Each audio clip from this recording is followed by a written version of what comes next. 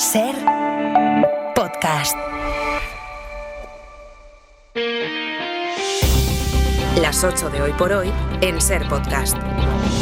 Hola, muy buenos días. Esta mañana les saludamos casi desde la misma orilla del mar. Nos hemos venido a Alicante, a Casa Mediterráneo, y desde aquí vamos a contar la actualidad de esta mañana, en la que hablaremos mucho del estado de los servicios públicos.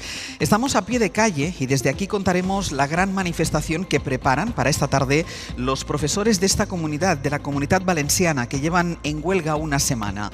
Hablaremos de las protestas educativas que hay en otras comunidades, como Cataluña, por ejemplo, y del estado de la sanidad antes de que el lunes vuelva a haber huelga de médicos. Hay un área de salud aquí en la Comunitat Valenciana en la que los médicos denuncian que se han producido 3 infartos de personal sanitario en apenas mes y medio, y Comisiones Obreras lo vincula a la carga de trabajo en urgencias y en la atención primaria. El estado de los servicios públicos, especialmente la sanidad, se ha llevado buena parte del debate en la campaña electoral que hoy se cierra y que nos deja a 2 días de resolver las principales incógnitas políticas. Las 8 de hoy por hoy en Ser Podcast. Sastre, buenos días. Buenos días, Barceló. ¿Qué votarán los andaluces pasado mañana y cómo incidirán estas elecciones en la política nacional? ¿Revalidará el PP la mayoría absoluta o tendrá que formar eso que Juanma Moreno dice que es un gobierno imposible, o sea, un gobierno con Vox? ¿Caerá el PSOE de su suelo histórico en una comunidad que gobernó durante décadas y donde se presenta quien ha sido la mano derecha de Pedro Sánchez? ¿Qué resultado tendrán los partidos de la izquierda y cuánto conseguirán movilizar a su electorado? A todo eso responderán las andaluzas y los andaluces este domingo. Hoy por hoy noticias. El PP lucha contra el exceso de confianza y para desmarcarse de Vox, el PSOE contra las encuestas y la izquierda por la movilización. ¿Cómo va a terminar hoy la campaña? Radio Sevilla, Diego Suárez, buenos días. Buenos días, pues en el caso del Partido Popular, con un sprint final, Juan Manuel Moreno sabe que tiene la mayoría absoluta a su alcance y planea actos hoy hasta en 3 provincias, Sevilla, Granada y Málaga, y Feijóo cierra en Almería. 4 provincias donde baila ese último parlamentario que se jugará en los restos. El PP contra el reloj y contra el exceso de confianza. Pedro Sánchez vuelve hoy a Sevilla, al que fue el fortín nacional del PSOE, para arropar a la socialista María Jesús Montero, que en esta recta final apela a la militancia para que no se despisten ni un solo voto socialista, para al menos mantenerse, aprovechando también ese patinazo del PP al intentar amordazar al Carnaval de Cádiz, pidiendo prohibir letras críticas con la gestión de la sanidad pública. Sanidad que es bandera también para Antonio Maillo de Por Andalucía, que cierra campaña hoy en Sevilla advirtiendo de que Juan Manuel Moreno ha mentido en los cribados de cáncer porque hay muertes de mujeres que el PP niega y que están ya acreditadas. Adelante Andalucía y su candidato José Ignacio García cierran también en Sevilla tras peinar Cádiz, las 2 provincias donde los sondeos le dan crecimiento sin saber aún si ese crecimiento es burbuja o se convertirá en realidad. Vox con Abascal en Sevilla también, frente a la Catedral junto al Palacio Arzobispal, tras darle ayer una patada al avispero de la inmigración en el Ejido, en la provincia almeriense, la de mayor presión migratoria. Acaban hoy 15 días frenéticos con una subida de tensión en la recta final. El domingo Ángels vota la comunidad más poblada de España. Gracias, Diego. Decíamos que lo que pase el domingo en Andalucía va a tener un efecto inminente en la política nacional. Quizá vayan a ser las elecciones que más afecten de todas las que se han producido en este ciclo. El Partido Popular ha dejado todo el diseño de la campaña a Juan Manuel Moreno, y Alberto Núñez Feijóo se ha mantenido en un plano más discreto, tratando también de rebajar la polémica sobre la prioridad nacional. Adriana Jordán, buenos días. Hola, buenos días. Aunque Génova leerá una victoria en Andalucía como una victoria de su estrategia nacional. Eso es, el PP quiere que Andalucía ponga un cierre dulce al ciclo electoral autonómico que se inició en diciembre. Desde entonces tienen un apéndice, Vox, así que se encomiendan al modelo Juanma Moreno para que se abra al menos una posibilidad de que el PP puede tener una mayoría absoluta. Núñez Feijóo mencionó anoche de tapadillo a los de Abascal. Su objetivo fue pedir una contundente victoria para Moreno Bonilla que les aleje de Vox. Nosotros sabemos de gestionar. Ellos conocen todas las trampas.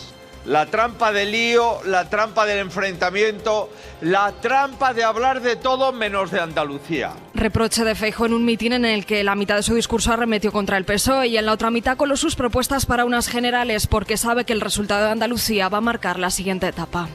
En el PSOE, Ana Fernández Vila, buenos días. ¿Qué tal, Ángel? Buenos días. Ferraz se prepara para un mal resultado que puede abrir debates en otros territorios. Sí, porque ya hay fuentes que creen que si se confirman esos malos pronósticos, la estrategia de Sánchez de situar a sus ministros como candidatos quedará en cuestión y que llaman a una reflexión de la propia Montero y de otros territorios en esta situación, como Madrid o Valencia. En Ferraz y en Moncloa aseguran que no hay riesgo de crisis ni en el PSOE andaluz ni en otras federaciones, porque solo queda un año para las municipales y autonómicas y todo el partido sabe, dicen, que toca concentrar todos los esfuerzos en eso. No niegan el impacto nacional, pero defienden que los resultados no se van a poder extrapolar, aunque preocupa y mucho, Ángels, en el PSOE lo que ocurra este domingo, en el que fue su bastión histórico, así que la dirección se prepara ya para tratar de amortiguar los efectos. Ana, Adriana, gracias. A vosotros. Gracias, buen día. Ser Podcast. Vox confía en ser determinante, aunque el PP solo necesitase un escaño para la mayoría absoluta, mientras los partidos de la izquierda esperan en la movilización del electorado descontento con el Partido Socialista. Andalucía es un tablero de pruebas de las alianzas de la izquierda. Josué Coello, buenos días. ¿Qué tal? Buenos días. Las izquierdas se juegan este próximo domingo algo más que su representación en el Parlamento andaluz, teniendo en cuenta el proceso de alianzas en el que a nivel nacional están inmersas, porque la coalición por Andalucía es un buen ejemplo de lo que Izquierda Unida, Más Madrid, Comunes o Movimiento Sumar quieren replicar a nivel nacional de cara a 2027, con el añadido de que en la coalición que se presenta este domingo también está Podemos, que aún no ha definido sus intenciones de cara al próximo ciclo electoral. Con Yolanda Díaz fuera de juego, solo estuvo en Andalucía el día del arranque de campaña en la manifestación del 1 de mayo, ministros del espacio como Ernest Urtasun, Pablo Bustinduy o Sira Rego han acompañado durante estos días a Antonio Maillo, que no solo es el candidato de cara al domingo, también una figura de peso para el Sumar 2.0 que ya está en marcha. Los tiempos, además, están muy marcados. La intención de esta alianza de izquierdas es acelerar en el nombre y los liderazgos una vez pase el domingo, y con el verano como fecha límite para concretar un proyecto para el que estas elecciones serán el mejor termómetro. Vamos a hablar mucho esta mañana de la campaña y de lo que se decide este domingo en Andalucía, pero les decía que hablaremos mucho también de los servicios sociales. De las protestas que están llevando a cabo los maestros, los profesores en Cataluña o aquí en la Comunitat Valenciana, donde llevan ya una semana de huelga. Ayer hubo negociación con la Generalitat, pero no hay acuerdo, y este mediodía, es a las 12 del mediodía, se prevé una gran movilización en la ciudad de Valencia con profesores de Castellón, de Alicante y de Valencia. De Valencia es esa historia que les contaba al principio. En un mes y medio, 3 trabajadores sanitarios de la misma área de salud han sufrido un infarto en su puesto de trabajo o de camino a su trabajo. Son 2 médicos y una matrona. Uno de los médicos tuvo que ser reanimado por sus propios compañeros y otro dio la alerta en cuanto entró a trabajar en urgencias. Comisiones Obreras lo atribuye a la presión asistencial en la atención primaria. Radio Valencia, Ana Durán, buen día. Buen día. Esos 3 infartos de personal sanitario, como decíais, se han producido en solo un mes y medio en el área de salud de la Ribera. El médico de urgencias es de este hospital y el médico de primaria y la matrona son de la zona más pequeña todavía dentro de este área de salud, que es de Benifayó, Almusafes y Sollana. Yolanda Fernández, de Comisiones Obreras, está convencida de que la presión asistencial, el estrés, influyen muchísimo en la salud mental y física de los sanitarios. A la pregunta de si detrás de estos casos puede estar en parte esa presión, Fernández responde: por supuesto. Por supuesto, están trabajando en condiciones de mucha presión. Hay una presión asistencial, influye esta sobrecarga que tenemos de asistencia con la salud de nuestros profesionales, salud mental y, por supuesto, salud física. Tanto los profesionales con los que hemos hablado como Comisiones Obreras destacan la importancia de evaluar mejor los riesgos psicosociales de estos profesionales, además de, claro, atacar el origen, que es dotar con más medios personales y materiales la atención primaria. Ana, seguimos en El Abierto y contamos más detalles de esta denuncia. Hasta luego. Hasta luego. En Madrid, donde hoy es fiesta, hoy es San Isidro, las novedades siguen pasando por Ayuso y el viaje de Ayuso a México, un país que existe gracias a los españoles, según dice ahora la presidenta madrileña, que no dio más explicaciones sobre qué hizo en los 4 días sin agenda en ese viaje. Mire, México no existió hasta que llegaron los españoles. Quiéranse un poco más. Quiéranse un poco más. Todos mis viajes y todos mis gastos están en el portal de transparencia. Ya le adelanto algo. Nosotros no viajamos con prostitutas. Gracias. Le respondió Claudia Sheinbaum, que es la presidenta de México. Que venga más, que se pase más tiempo de vacaciones aquí. Somos un país extraordinario. Que conozca más de la cultura mexicana. Que viva como viven los pueblos. Que conozca de nuestra cultura. Que pase más tiempo de vacaciones en México. Yo creo que aprendería mucho. Hoy por hoy, noticias. Ser Podcast. President Xi would like to see a deal made. He would like to see a deal made. Vuelven a reunirse esta mañana en Pekín Donald Trump y Xi Jinping, pero antes de verse de nuevo con el líder chino, Trump ha vuelto a la Fox a contar lo bien que va su visita. Dice que Xi Jinping le ha ofrecido ayuda para negociar con Irán. Pablo Morán, buenos días. Hola Ángels, buenos días. Balance más bien modesto del viaje de Trump a China. Se lleva la advertencia de ayer sobre Taiwán y hoy una declaración sobre Irán que no termina de despejar las dudas sobre la verdadera voluntad de Pekín para implicarse en esta guerra. Trump acaba de insistir en su reunión de esta mañana con Xi Jinping en que Estados Unidos y China tienen posiciones similares sobre Irán. La posición de China la ha marcado su Ministerio de Exteriores en una declaración hace unos minutos en la que sentencian que este conflicto, que nunca debió haber ocurrido, no tiene razón para continuar. Trump también alardea de los contratos comerciales que ha cerrado con Xi. Grandes y fantásticos acuerdos, pero hay dudas a esta hora de que se hayan cubierto las expectativas que se habían generado antes del viaje. Al menos la tregua comercial entre ambos parece mantenerse. Lo que se lleva a Trump son semillas de rosas chinas que ha visto en el complejo presidencial, donde ha vuelto a lanzar más halagos. Eso ha sido su retórica durante este viaje, aunque Xi Jinping no le ha correspondido. En cuanto acaben el almuerzo en marcha, Trump partirá de vuelta. Pablo, gracias. A ti, hasta luego. La dimisión del ministro de Sanidad complica más las cosas al primer ministro del Reino Unido, el laborista Keir Starmer, que trata de sobrevivir a la crisis interna que abrió el fiasco electoral de su partido la semana pasada. Él dice que aguanta de momento, a pesar de que varias integrantes de su propio gabinete le piden que renuncie, como lo hacen también más de 80 diputados. Alguno, y con peso simbólico de ellos, ha dimitido también. Londres, Lucas Font. Los problemas se acumulan cada vez más para Starmer. A la dimisión este jueves del ministro de Sanidad, Wes Streeting, se ha sumado horas más tarde la de Josh Simons, diputado en el Parlamento por una circunscripción del norte de Inglaterra. Una renuncia clave para la posible entrada en el Parlamento del alcalde de Manchester, Andy Burnham, el nombre que genera más consenso en la bancada laborista para reemplazar al primer ministro. Burnham ha confirmado su intención de presentarse a las elecciones anticipadas en esta circunscripción, previstas para dentro de menos de 2 meses, pero antes deberá recibir la autorización del comité de su partido, liderado por Starmer. Este comité ya bloqueó sus intentos de obtener un escaño el pasado enero, pero todo apunta a que esta vez el primer ministro no podrá oponerse. Starmer ha dejado claro que no bloqueará el regreso de Andy Burnham al Parlamento, pero mientras tanto estará centrado en su trabajo al frente del gobierno, ha asegurado a Sky News el ministro para Escocia, Douglas Alexander. El líder laborista tiene previsto plantar cara a sus rivales, pero todo apunta a que su salida de Downing Street es cuestión de semanas. Hoy por hoy noticias. Ser Podcast.